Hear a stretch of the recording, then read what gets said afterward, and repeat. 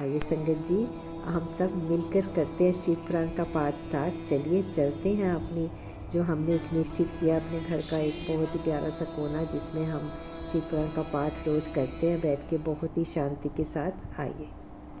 जय गुरु जी के चरणों में कोटि कोटि नमन अनंतम शुक्राना। संगत जी, हम लेके आए हैं आपके लिए तीसरे दिन का पाठ शिव पुराण, पवित्र शिव पुराण का पाठ जो कि गुरु जी की आज्ञा से हम कर रहे हैं और बहुत ही आनंद आ रहा है हमें इसको आपको पढ़ के सुनाने में। इससे अच्छा कोई पाठ नहीं है सच में। जिसको पढ़ के मन और आत्मा तृप्त हो जाए वो पाठ तो अच्छा होता ही है। और अभी इसे पूरा जितना मैं पढ़ती हूँ संगत जी, क्योंकि मैं कैमरा इस तरह से रखती हूँ कि आप भी उसमें आप पढ़ सकें, और क्योंकि शिव पुराण हर किसी के पास नहीं होती है तो कोई बात नहीं है, हम आपको पढ़वाएंगे। आप पर बात यही है कि आप पूरा सुनिए इसको, पूरा पढ़िए साथ में, तो आपको बहुत आनंद आएगा। आप इसको घर पे चला के भी रख सकते हैं, चलते फिरते भी आप इसे सुन सकते हैं। गुरुजी ने इस तरह की कोई बंदिश नहीं लगाई कि शिव पुराण कब सुनना चाहिए कब नहीं सुनना चाहिए। इतने प्यारे गुरुजी हमें इतनी छूट दी हुई है, बस ये चाहते थे कि शिव पुराण का पाठ एक बार जरूर किया जाए। हमने पढ़ा था अध्याय 5 से 8 तक। आज हम उससे आगे पढ़ते हैं और आज्ञा ले लेते हैं अपने प्यारे गुरुजी से। आइए सारी संगत जी सब मिलकर गुरुजी से बोलते हैं, ओम नमः शिवाय, शिव जी सदा सहाय। ओम नमः शिवाय, गुरुजी सदा सहाय। तन तन गुरुजी, लख 100 बार शुक्राना गुरुजी, लख 100 बार शुक्राना। और आपके चरण कमलों में शत शत नमन। महेश्वर का ब्रह्मा और विष्णु को अपने निष्कल और सकल स्वरूप का परिचय देते हुए लिंग पूजन का महत्व बताना। नंदीकेश्वर कहते हैं, तदंतर वे दोनों ब्रह्मा और विष्णु भगवान शंकर को प्रणाम करके दोनों हाथ जोड़ उनके दाएं बाएं भाग में चुपचाप खड़े हो गए। फिर उन्होंने वहां साक्षात प्रकट पूजनीय महादेव जी को श्रेष्ठ आसन पर स्थापित करके पवित्र पुरुष वस्तुओं द्वारा उनका पूजन किया। दीर्घ काल तक अविकृत भाव से सुस्थिर रहने वाली वस्तुओं को पुरुष वस्तु कहते हैं और अल्प काल तक ही टिकने वाली क्षणभंगुर वस्तुएं प्राकृत वस्तु कहलाती हैं। इस तरह वस्तु के ये दो भेद जानने चाहिए। किन पुरुषों वस्तुओं से उन्होंने भगवान शिव का पूजन किया यह बताया जाता है। हार, नुपुर, केयूर, किरीट, मणिमय कुंडल, यज्ञोपवीत, उत्तरीय वस्त्र, पुष्पमाला, रेशमी वस्त्र, हार, मुद्रिका, पुष्प, तांबूल, कपूर, चंदन एवं अगुरु का अनुलेप, धूप, दीप, श्वेत छत्र, व्यंजन, ध्वजा, चंवर तथा अन्य दिव्य उपहारों द्वारा जिनका वैभव वाणी और मन की पहुँच से परे था, जो केवल पशुपति परमात्मा के ही ओम नमः शिवाय योग्य थे, जिन्हें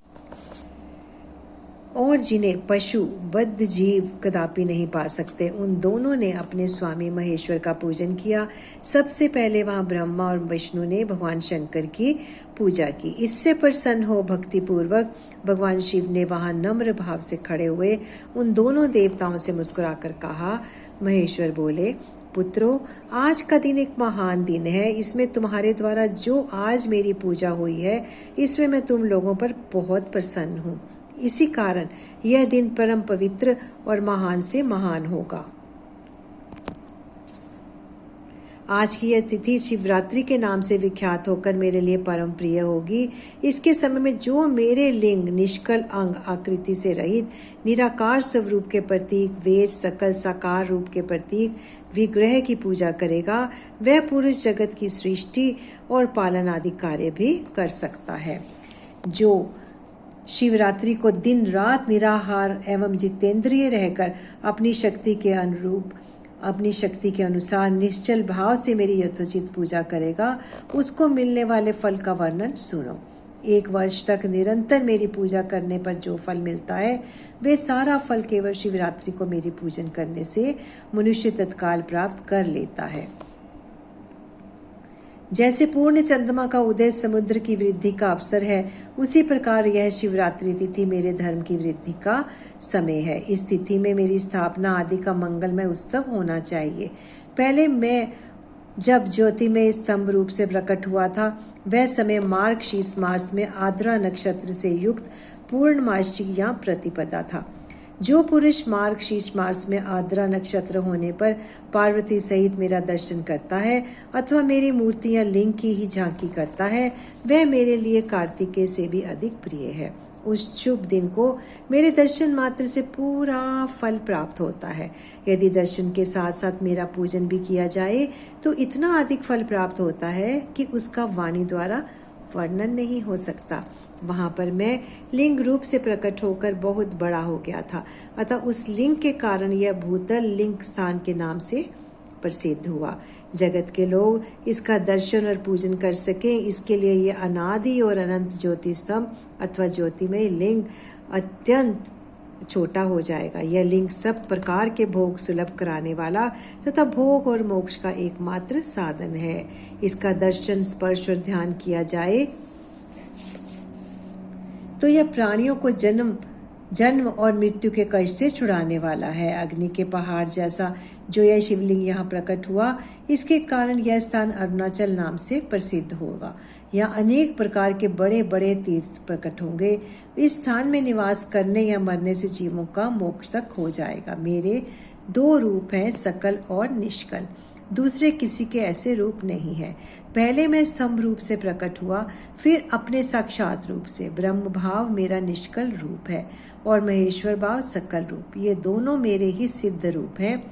मैं ही पर ब्रह्म परमात्मा हूँ। कला युक्त और अकल मेरे ही स्वरूप है। ब्रह्म रूप होने के कारण मैं ईश्वर भी हूँ। जीवों पर अनुग्रह आदि करना मेरा कार्य है। ब्रह्मा और केशव मैं सबसे बृहत और जगत की वृद्धि करने वाला होने के कारण ब्रह्म कहलाता हूँ। सर्वत्र समरूप से स्थित और व्यापक होने से मैं ही सबका आत्मा हूँ। सर्ग से लेकर अनुग्रह तक आत्मा या ईश्वर से भिन्न जो जगत संबंधी 5 कृत्य हैं, वे सदा मेरे ही हैं। मेरे अतिरिक्त दूसरे किसी के नहीं हैं, क्योंकि मैं ही सबका ईश्वर हूँ। पहले मेरी ब्रह्म रूपता का बोध कराने के लिए निष्कल लिंग प्रकट हुआ था।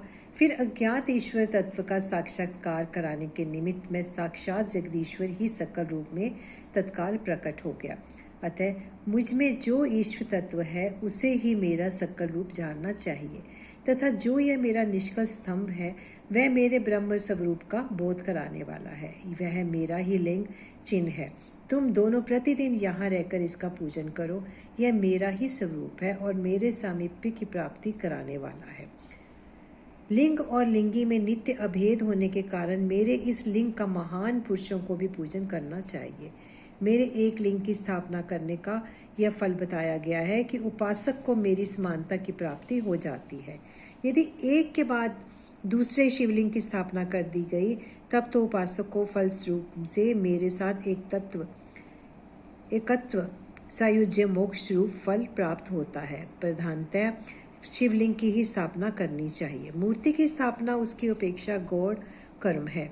शिवलिंग के अभाव में सब ओर से सवेर मूर्ति युक्त होने पर भी वह स्थान क्षेत्र नहीं कहलाता। अध्याय 9 की समाप्ति। संगत जी, आज हमें इतनी ही आज्ञा गुरु जी से, इतना ही हमें टाइम मिला कि हम ये वाला पाठ इतना ही करें। अध्याय 9 की समाप्ति की है विधुवेश्वर संहिता की।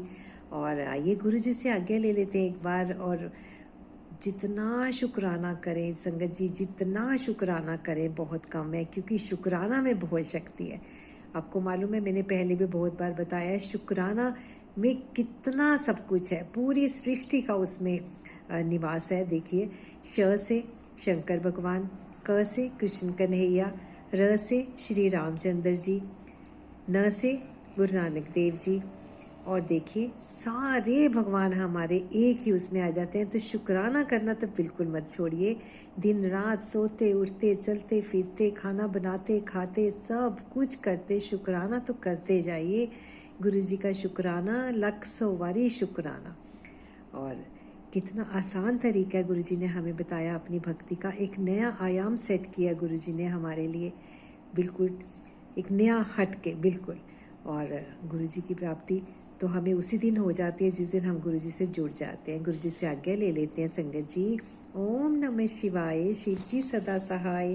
ओम नमः शिवाय। गुरु जी सदा सहाय। तन तन गुरु जी। कोटि कोटि प्रणाम, कोटि कोटि प्रणाम, अनंतम शुक्राना गुरु जी आपके प्यारे चरणों में। तन तन गुरु जी, थैंक यू फॉर एवरीथिंग। जय गुरु जी।